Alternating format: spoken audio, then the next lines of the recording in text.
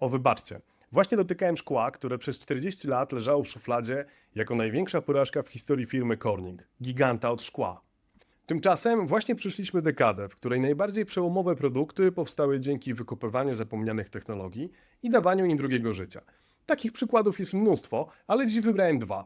Okulary Mety, bo ostatnio jestem blisko tematów okularowych, oraz niesamowite szkło jeszcze bardziej niesamowitej firmy Corning, bo zawsze chciałem o niej opowiedzieć. Dlaczego? O tym w dalszej części tej historii.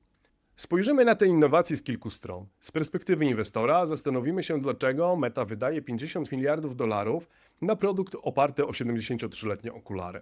Z perspektywy inżyniera, albo lepiej produktowca, prześledzimy, jak szkło wyrzucone z produkcji w 71 stało się kluczem do smartfonowej rewolucji. Rzucimy okiem na fizykę szkła, na chemię polimerów, na psychologię cykli kulturowych i ekonomię innowacji. Ale obiecuję, że wszystko połączy się w jedną z najbardziej fascynujących historii o tym, jak przeszłość buduje naszą teraźniejszość i będzie budowała przyszłość. Może to, co dziś upadło i wylądowało w szufladzie, za dekadę albo dwie zbuduje nową przyszłość. Zanim skończymy, odpowiemy też na pytanie, jak nieustępliwość Steve'a Jobsa zmusiła prezesa wielkiej firmy Corning do natychmiastowej reakcji i co to oznaczało dla tysięcy pracowników poddostawcy w Tajwanie. Wydanie zbiorcze. Zaprasza Maciej Dzierżek. Lećmy. W 1952 roku dwóch mężczyzn zajmowało się materiałami, które zmieniły świat. Pierwszy szukał nowego szkła, które miało być światłoczułe. Drugi próbował rozwiązać problem ciężkich okularów. Żaden nie spodziewał się, że ich odkrycia spotkają się już 70 lat później na sklepowych półkach w produktach wartych setki miliardów dolarów. To kluczowe, bo pokazuje fundamentalny paradoks innowacji. Najbardziej przełomowe odkrycia często powstają zupełnym przypadkiem, gdy szukamy czegoś zupełnie innego. Wiadomo, że mógłbym opowiadać o penicylinie, ale to nie tym razem. Zacznijmy od Corning Glassworks w stanie Nowy Jork. Dr Stanley Donald Stuckey, 38-letni chemik, pracował tam nad rozwojem szkła reagującego na światło, które wynalazł w 1937 roku. Stuckey badał, jak srebro w szkle reaguje na światło. Zaplanował rozgrzanie pieca do 316 stopni Celsjusza. Ale coś poszło nie tak. Temperatura skoczyła do niemal 500 stopni. Stuckey spodziewał się katastrofy, ale zobaczył mleczno-białą płytkę. Podobno wyślizgnęła mu się ze szczypiec i spadła na beton. Nasz wynalazca już sięgał po miotłę, żeby sprzątnąć te opadki, ale płytka odbiła się jak stalowa kulka, bez jednej rysy. Przypadkiem odkrył tworzywo szklano-ceramiczne. Materiał mocniejszy od zwykłego szkła, praktycznie niezniszczalny.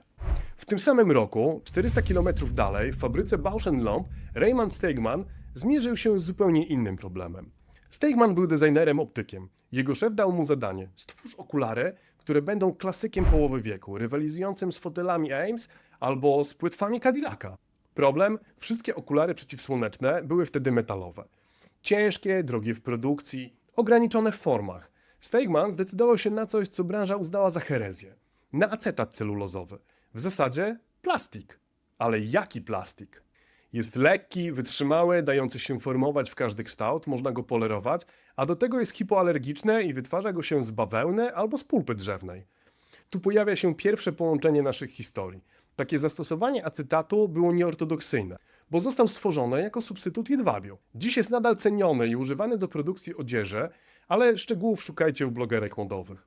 Tworzywo szklano-ceramiczne Stuckiego też znalazło swoje zastosowanie nie tylko do produkcji naczyń żaroodpornych, które wytrzymują nagłe zmiany temperatur, ale na przykład też do produkcji blatów kuchenek elektrycznych. W tym czasie w Ray-Banie Steigman zajmował się projektem okularów. Testował zapewne grubości, kąty, proporcje, no i materiały. W 1952 roku narodził się model Wayfarer. Trapezoidalny kształt, charakterystyczne kocie linie, przechylenie soczewek do przodu o 5 stopni. Eksperci w branży byli sceptyczni. Plastikowe okulary to tandetna zabawka. Metal oznaczał prestiż, tradycję, jakość. Plastik kojarzył się z czymś gorszym, masowym. Jakże się mylili. Do tej pory mamy dwa odkrycia z tego samego czasu. Jedno skierowane do produkcji sprzętów kuchennych i drugie, w zasadzie wyśmiane jako tandetny zamiennik. Zobaczymy, jak różnie potoczyły się ich losy w kolejnej dekadzie. Ray-Ban udowodnił, że sukces produktu nie zależy od samej technologii czy jej jakości, ale od trafienia w odpowiedni moment w modzie lub w kulturze. Corning za to przekonał się o tym na własnej skórze. Wayfire trafia do sprzedaży. Sprzedaż w pierwszym roku nie była powalająca, ale w końcówce lat 50. i w latach 60. wydarzyło się coś, czego nikt nie zaplanował. Wayfire'y nosiła młodzież chcąca odróżnić się od tradycyjnych rodziców w metalowych oprawkach. Buddy Holly, James Dean czy nawet JFK. Wszyscy oznaczali nowe i modne, a nie stare i konserwatywne. Mówi się, że do popularności przyczyniło się także śniadanie u Tiffany'ego z Audrey Hepburn w wielkich, ciemnych okularach przeciwsłonecznych. Tylko, że to akurat nie były Wayfire'y. Niemniej, każda kobieta w Ameryce chciała wyglądać jak Holly Golightly, a okulary The Manhattan, które faktycznie nosiła aktorka, napędziły też sprzedaż Ray-Banom. Sprzedaż eksplodowała. W 3 lata wzrosła ponad 10-krotnie. Dlaczego? Bo Wayfire'y trafiły w idealny moment kultury lat 60. Postwojenna Ameryka, ekonomiczny boom, narodziny kultury młodzieżowej, plastik nie był już tandetny. Był nowoczesny, demokratyczny, młodzieżowy. Do tego polubiły się bardzo z gwiazdami i z filmami. Ray-Ban odniósł w tamtym czasie niewiarygodny i nieplanowane, ale bardzo pożądany sukces. Tymczasem w Corning działo się coś zupełnie przeciwnego. W 60 roku Corning decyduje się rozwijać odkrycie Stuckiego, rusza Project Muscle. Kierownik projektu, dr Steven Kistler, dostaje cel stworzyć nie ceramikę, a szkło o wytrzymałości zbliżonej do stali. W 1962 roku Kistler dokonuje przełomu. Opracowuje proces wymiany jonowej. W uproszczeniu małe cząsteczki w szkle zastępuje większymi, co tworzy napięcie ściskające i czyni szkło niezniszczalnym, ale szczegóły tego procesu są do dzisiaj utajone. Testy były spektakularne. Szkło zginało się jak metal, nie pękając. Nazwali je Chemcore. Szkło chemicznie wzmocnione. Corning widział rewolucję. Szyby samochodowe, okna w wieżowcach, pancerne szkło w więzieniach. W 1968 roku Chemcore trafia do około 100 sztuk samochodów Dodge Dart i Plymouth Barracuda. Rajdówek dla fanów prędkości. Szkło było perfekcyjne. Za perfekcyjne. Testy zderzeniowe ujawniły problem. Normalne szkło przy uderzeniu pęka, absorbując energię. Chemcore pozostawało nienaruszone. Cała energia uderzenia przechodziłaby na głowę kierowcy. Chemcore mógł pozostać nienaruszony, ale ludzkie czaszki już nie. Producenci samochodów szybko uznali, że nie ma sensu płacić więcej za szkło, które może zabić kierowcę. W 1971 roku, po wydaniu $10 milionów, na dzisiejsze to będzie jakieś 75, Corning kończy projekt i stwierdza, że jest to jedna z największych i najdroższych porażek w historii firmy. Zauważcie paradoks. Ray-Ban stworzył teoretycznie gorszy produkt niż istniejące okulary. Plastik zamiast metalu, który jednak stał się ikoną. Corning stworzył rewolucyjną technologię, która okazała się nikomu niepotrzebna. To fundamentalna lekcja o innowacji. Dobry czas jest ważniejszy niż sama technologia. Mamy już 2 produkty na przeciwległych biegunach sukcesu. Ale to dopiero początek. Prawdziwy dramat zaczyna się, gdy oba wchodzą w falę kryzysu. Bo każda innowacja, nawet najbardziej udana, ma swoją datę ważności. Co się stanie, gdy ikona kultury stanie się symbolem zamierzchłych czasów? I czy technologia może być za dobra, żeby odnieść sukces? Ale najpierw krótka dygresja, która pokaże Wam DNA Corning i wyjaśni, dlaczego mogli sobie pozwolić na 40 lat czekania, a dodatkowo pojawi się polski wątek. W 70 roku Corning dokonał przełomu. Wynaleźli działające światłowody. Po 3 latach eksperymentów zespół Corning osiągnął niemożliwe. Stworzył szkło tak czyste, że światło mogło przez nie podróżować kilometry bez strat. To był moment narodzin ery informacji. Światłowody uratowały Corning finansowo. To kluczowe dla zrozumienia, dlaczego mogli sobie pozwolić na trzymanie Chemcore w szufladzie przez dziesięciolecia. Swoją drogą, Corning produkuje światłowody także w Polsce, w Strykowie koło Łodzi i w Mszczonowie koło Warszawy. Dlaczego o tym mówię w historii o Wayfire'ach i o Gorilla Glass? Bo to pokazuje DNA Corning. Firma, która może inwestować dekady w badania, czekając na właściwy moment. Firma, dla której 40 lat to nie porażka, to inwestycja. Jest to naprawdę fascynujący model biznesowy. Ale w tym samym czasie Ray-Ban zaczyna umierać. Zbierzmy co mamy. W latach 50. rodzą się 2 innowacje. Ray-Ban, natychmiastowy sukces kulturowy. Corning, spektakularna porażka w Chemcorze, ale niedługo później wielkie zwycięstwo w światłowodach. Teraz wejdziemy w najbardziej dramatyczny okres. W lata rynku, gdy oba produkty wydawały się skazane na zapomnienie. Większość ludzi myśli, że sukces produktu to liniowa droga w górę. Tymczasem największe ikony przechodzą przez co najmniej jedną śmierć. Wayfire umarł dwukrotnie i dwukrotnie zmartwychwstał. Ten wzór ujawnia coś absolutnie podstawowego o naturze innowacji i o cyklach kulturowych. Lata 70. Ameryka się zmienia, a tym samym Wayfire'y dla młodzieży wyglądają jak relikt przeszłości i Okulary rodziców. W 1981 roku sprzedaż spada ponad 50-krotnie. To porażający wynik. W zasadzie martwy produkt.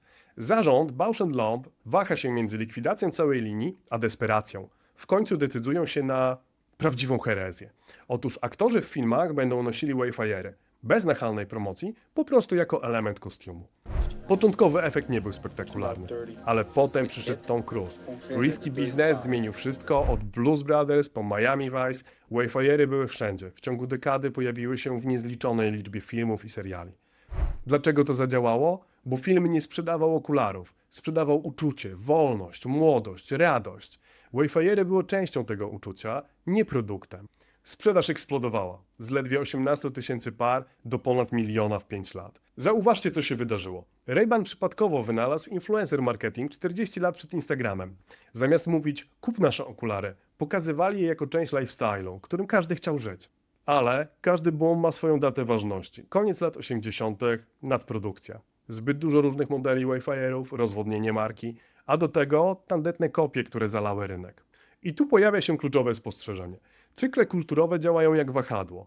20-30 lat to okres, po którym retro staje się cool. Pokolenie, które odrzuciło produkt, dorasta. Następne pokolenie odkrywa go na nowo. No po prostu moda. Wayfarery przeżyły kryzys dzięki Hollywood. Ale co z Hemcore? Przez te wszystkie lata leżał w szufladzie Corning, kompletnie zapomniane. Aż do momentu, gdy zadzwonił telefon, który zmienił wszystko. Czy technologia może być za wcześnie? Czy innowacja może wyprzedzać swój czas o całe dekadę? Historia Hemcore to podręcznikowy przykład wspaniałej technologii, ale w złym czasie i lekcja cierpliwości, jakiej w Dolinie Krzemowej już nie uczą. Gdy Corning zakończył projekt Hemcore, większość dokumentacji trafiła do archiwum. Niektórzy mówią do szuflady, ale jest to nieprecyzyjne. To było bardziej jak grobowiec. Setki teczek, tysiące stron danych, próbki szkła. Wszystko opisane, skatalogowane, ale też zapomniane. Przy czym Corning ma unikalną kulturę. Te archiwa są w miarę żywe. Porażki są regularnie przeglądane i szuka się w nich drugiej szansy. W późnych latach 90. pojawiają się pierwsze PDA i palmtopy. Mają plastikowe ekrany, które bardzo łatwo się rysują. By jednak Hemcore został reaktywowany, brakuje dużego rynku. Corning nie działa w małej skali. Dopiero w 2005 roku wychodzi Motorola Razr i ma szklany ekran, zamiast standardowo wcześniej stosowanych plastikowych. Ale jest jeden problem. Ten zewnętrzny szklany ekran pęka przy upadku. W Corning nie zaspali. Mały zespół dostał zadanie sprawdzić, czy Hemcore można dopasować do telefonów. Zauważyli swoją szansę na tym już bardzo perspektywicznym rynku. Pojawiły się oczywiście wyzwania, bo szkło Hemcore było za grube, miało 4 mm, a potrzebowali najlepiej poniżej 1 mm. Było za drogie, a przede wszystkim proces produkcji był przestarzały i w zasadzie nigdy nie przetestowany na skalę masową. Zaczęli powolne eksperymenty, bez presji, bo przecież to był dla nich projekt poboczny. Główny biznes Corning to szkło do telewizorów, światłowody i filtry do samochodów. Nikt nie spodziewa się rewolucji. Zauważcie paralele. Mniej więcej w tym samym czasie, 2005-2006 rok, Luxottica, nowy właściciel Ray-Bana, analizuje swoją markę. Odkrywają vintage Wayfarery, które sprzedają się na eBayu za ponad $500 od sztuki. Ludzie płacą fortunę za oryginalne modele. Luxottica w 2007 roku decyduje się wrócić do oryginalnego designu z 1952 roku, a Corning w 2006 roku rzuca świeże spojrzenie w kierunku szkła Hemcore. Obie firmy, niezależnie, decydują, że przeszłość może być kluczem do ich przyszłości. Tu wraca moja hipoteza o czekaniu na właściwy moment. Największe zyski w innowacji mogą pochodzić nie z wymyślania nowego, ale z odkrywania właściwego momentu dla starej technologii. Hemcore czekał 35 lat. Nie dlatego, że to był zły materiał, ale dlatego, że świat nie był gotowy na to. Nie było problemu, który by rozwiązywał, aż do stycznia 2007. Macworld, San Francisco. Steve Jobs wychodzi na scenę i w ciągu następnej godziny zmienia świat technologii i mody. W kieszeni ma prototyp iPhone'a z co najmniej jednym problemem, o którym nie wie publiczność. Za chwilę opowiem wam o jednym z najbardziej brutalnych telefonów w historii biznesu. O tym, jak kilka słów Steve'a Jobsa wskrzesiło 45-letnią technologię. I co miesiąc przed premierą iPhone'a 8 000 pracowników robiło na Tajwanie. Ale zanim przejdziemy do tego dramatycznego momentu, muszę przecież dokończyć historię Wayfarerów, bo ich drugi kryzys i odrodzenie pokazuje wzór, który za chwilę zobaczymy w akcji z Gorilla Glass. Lata 90. Hip-hop przejmuje kulturę. Oakley wprowadza modne modele sportowe zwane wraparound. Wayfarery znowu wyglądają jak okulary taty. Historia się powtarza. W 1999 roku Bausch Lomb, właściciel marki, ma dość. Ray-Ban przynosi same straty. Sprzedają więc całą markę włoskiej firmie Luxottica za 640 milionów dolarów. Analitycy zgodnie twierdzą, że przepłacili za umierającą markę. Ale prezes Luxottica, Leonardo Del Vecchio, który kontroluje 80% światowego rynku okularów premium, widzi coś innego. Oby nie zainspirował go film American Psycho z 2000 roku i Christian Bale oczywiście w Wayfarerach. Del Vecchio widzi oferty sprzedaży starych okularów na eBayu za małe fortuny. Trend w kulturze. Cykl nostalgii zbliża się do lat 80. W 2007 Luxottica wraca do źródła, do designu z 52 roku. Marketing jest odważny. Są na MySpace, pierwsi influencerzy, hipsterzy w Brooklynie. Authentic Vintage staje się hasłem pokolenia, a Luxottica celowo ogranicza produkcję niektórych kolorów. Sold out napędza popyt. Słupki sprzedaży szybko rosną, kampania przynosi sukces za sukcesem. Zauważcie, to ten sam produkt co w 52. Trzecie pokolenie fanów, wnuki pierwszych użytkowników odkrywają te okulary na nowo. W erze Photoshopa i fake newsów ludzie szukają tego, co prawdziwe. 55-letni design ma historię, której nie da się sfabrykować. I teraz, gdy mamy pełny obraz cykli życia obu technologii, możemy wrócić do stycznia 2007. Do momentu, gdy te dwie historie, plastikowych okularów i zapomnianego szkła, zaczynają się ze sobą przeplatać w sposób, którego nikt nie przewidział. 9 stycznia 2007 roku w Moscone Center w San Francisco Steve Jobs wyciąga z kieszeni prostokątne urządzenie. Today Apple is going to reinvent the phone. Publiczność szaleje, ale jest problem, o którym wiedzą tylko najbliżsi współpracownicy Jobsa. Prototyp w jego kieszeni ma ekran pokryty rysami. Od kluczy, od monet, od samego noszenia w tej kieszeni. Prototyp iPhone'a miał plastikowy ekran. Ten sam, który był używany w iPodach. Było to logiczne, sprawdzone, tanie. Jeff Williams, wtedy wiceprezes do spraw operacji w Apple'u, wspominał, że to był dla nich oczywisty wybór. Ale Jobs faktycznie używał tego prototypu. Wezwał zespół, wyciągnął telefon. Ekran wyglądał jak mapa drogowa, siatka pełna rys. Zespół tłumaczył, że testowali szkło, ale na 100 prób upuszczenia telefonu z wysokości metra 100 ekranów się rozbijało. Myślicie, że na Jobsie zrobiło to wrażenie? Zapytał tylko, jak mają zamiar rozwiązać ten problem i że nie wie, jak to zrobią, ale na premierę telefony będą miały szklane ekrany. W Apple spanikowali. Szef chce niezniszczalnego szkła, którego przecież nie mieli, a ogłoszono już datę sprzedaży i zostało tylko 6 miesięcy. Rozwój nowego szkła zajmuje minimum 2 lata. To było fizycznie niemożliwe. Zespół Apple rozpoczyna desperackie poszukiwania. I z pomocą przyszedł im John Seeley Brown, kolega Jobsa, który znał Wendella Wicksa, prezesa firmy Corning. Kontakt zostaje nawiązany. Wicks zbiera zespół, który już trzymał rękę na pulsie. Analizują możliwości. Kilka dni później Jobs dzwoni do Wicksa. Bez przywitania się, bez small talku. To, co powiedział, przeszło do legendy Doliny Krzemowej jako przykład absolutnej arogancji albo geniuszu. Jobs od razu zaczyna od wątpliwości. Narzeka na produkt, który powoli powstaje w Corning na bazie doświadczeń z Chemcorem.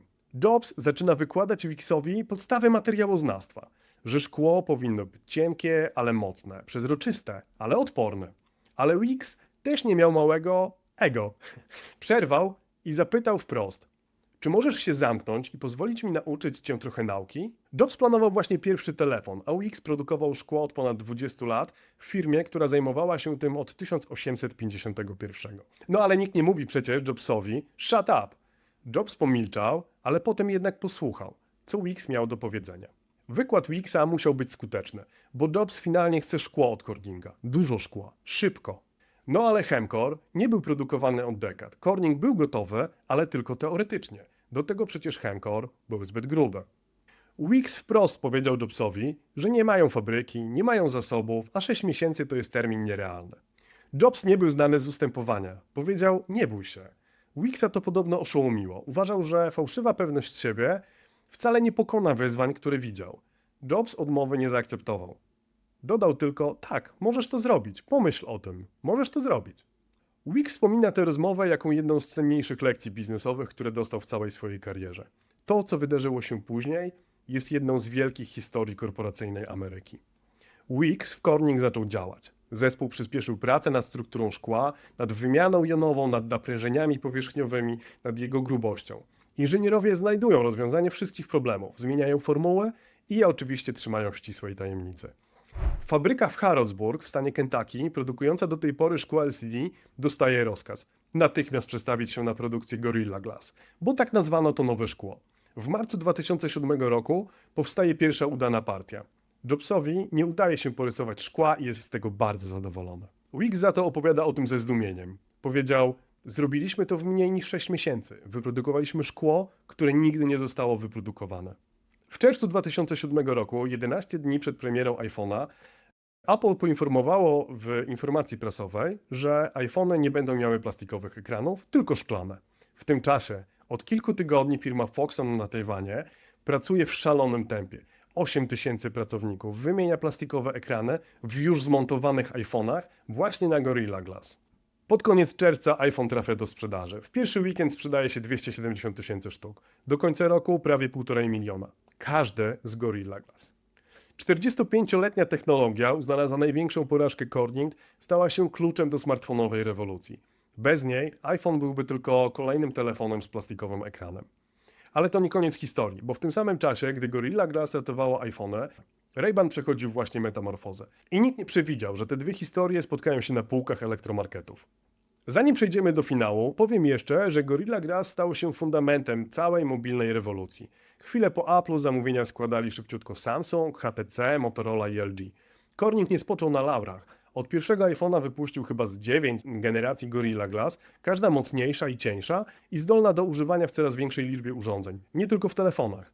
To ciekawy przypadek dostawcy kluczowych części, który nie jest powszechnie rozpoznawalny. Niewiele osób wie, że to Corning wymyślił i produkuje Gorilla Glass, a z olbrzymich zysków finansuje kolejne badania. Powstało już grubo ponad 8 miliardów urządzeń z ekranami z tym szkłem. Mamy więc szkło w każdym telefonie i odrodzone Wayfarery. Wydawałoby się, że to koniec historii. Ale Mark Zuckerberg miał inny pomysł. Postanowił połączyć 72-letnią historię mody z AI-em, tworząc produkt, który pokazuje przyszłość technologii. We wrześniu 2023 roku na konferencji Meta Connect Mark Zuckerberg pokazuje kolejną wersję swoich okularów, tworzonych we współpracy z Ray-Banem. Po testowych Ray-Ban Stories czas na pełną wersję produktu. Meta Ray-Ban to klasyczne Wayfarery z 1952 roku, tyle że z ukrytą kamerą, głośnikami, mikrofonami i AI. Wyglądają jak zwykłe okulary i kosztują coś około $300. To nie pierwsze smart glasses, ale pierwsze, które wyglądają jak normalne okulary. Google Glass wyglądało jak ze Star Treka, Meta Ray-Ban wyglądają jak Ray-Ban. Zuckerberg odkrył, dlaczego Google Glass, mimo świetnej technologii, się kompletnie nie przyjęły. Sądzę, że problemem nie była technologia, problemem była forma. Ludzie nie chcą udawać, że są cyborgami. Decyzja użycia Wayfarerów to czysty przykład innowacji wykopanej z przeszłości. 72 lata kulturowej akceptacji. Każdy wie, jak wyglądają. Design unisex, wszystkim w nich do twarzy, niejako z definicji. Już są cool. Nie trzeba budować rozpoznawalności marki. A szerokie oprawki są wprost idealne do ukrycia elektroniki. Całość waży nieco więcej niż normalne Wayfarery, ale kluczowe jest to, że wszystko jest niewidoczne. Inżynierowie Meta wspominali, że najtrudniejsze było nie dodanie technologii, ale właśnie jej ukrycie. Pierwsze 6 miesięcy, 1 milion sprzedanych. Bez porównania więcej niż Google Glass przez całe swoje istnienie. Demografia zaskoczyła nawet Metę. Spodziewali się technologicznych nerdów, a zdjęcia okularami chcieli robić przede wszystkim młodzi milenialsi, rodzice i profesjonaliści. Ten sukces to paradoks. Zero nowych funkcji, bo kamery w okularach były już od lat, a AI na premierę w Ray-Banach jeszcze nie było. Zero przełomowych technologii, ale za to doskonałe trafienie w moment i perfekcyjna forma. Zauważcie paralele. W latach 60. Wayfarer plus James Dean – ikona kultury. Dzisiaj Wayfarer plus AI – ikona tech kultury. To ten sam mechanizm, sprawdzona forma plus nowy kontekst. W efekcie mamy sukces.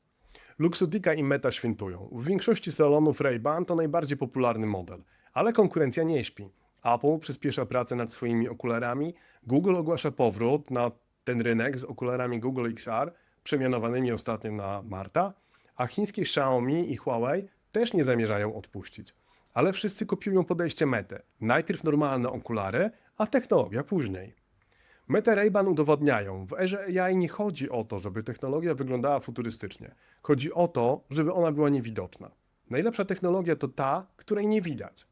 Dziś widzimy coś fascynującego. Młodzi ludzie kupują winylowe płyty wymyślone w 1887 roku, polaroidy z 48 czy wayfarery z AI, które są oparte o design z 52 roku. Retro jest nie tylko cool, retro jest komfortowe, znajome, a także bezpieczne. Meta Ray-Ban to dowód, że innowacja nie musi oznaczać rewolucji formy. Czasem największą innowacją jest zachowanie formy, którą ludzie już kochają. Meta Ray-Ban to współczesny przykład wykopania innowacji w praktyce. Ale co ta historia wraz z historią Gorilla Glass mówi nam o naturze innowacji? O tym, jak przeszłość kształtuje przyszłość. Opowiedziałem wam dwie historie. Gorilla Glass, technologia, która czekała 40 lat i Wayfarer, design, który przetrwał lat 70. Obie uczą nas tego samego. Czasem największą innowacją jest cierpliwość. Widzieliśmy dwa modele sukcesu. Corning czekał, aż świat będzie faktycznie potrzebował ich technologii, a Ray-Ban powracał co pokolenie, gdy nostalgia zamykała swój cykl. Obie historie mają wspólny element. Wizjonera, który w kluczowym momencie wziął sprawę w swoje ręce. Steve Jobs rozpoznał potencjał Hemcore dla iPhone'a. Wix, który w pół roku stworzył nieistniejące szkło. Del Vecchio, który rozpoznał potencjał nostalgii dla Wayfarera i w końcu Zuckerberg, który rozpoznał potencjał Wayfarera dla AI. To nie są odosobnione przypadki, to wzór. Czy jest w tym lekcja dla nas, aby poszukać potencjału na sukces tam, gdzie inni go nie widzą? Jeśli macie czas na przeglądanie archiwów odrzuconych projektów, wykopaliska w urzędach patentowych, czy poszukiwanie innowacyjnych, acz nieudanych produktów, to pewnie tak. Gdzie ja bym szukał następnych innowacji? Na przykład w szybkich podróżach. Może Concorde jeszcze wróci, ale z innym rodzajem paliwa? Jakie wy macie pomysły? Ale uwaga, nie każda stara technologia zasługuje na drugie życie. Nie chciałbym znów oglądać na przykład telewizji w 3D czy małp w NFT. W moim przypadku odkrywanie tej historii zmieniło patrzenie na innowacje.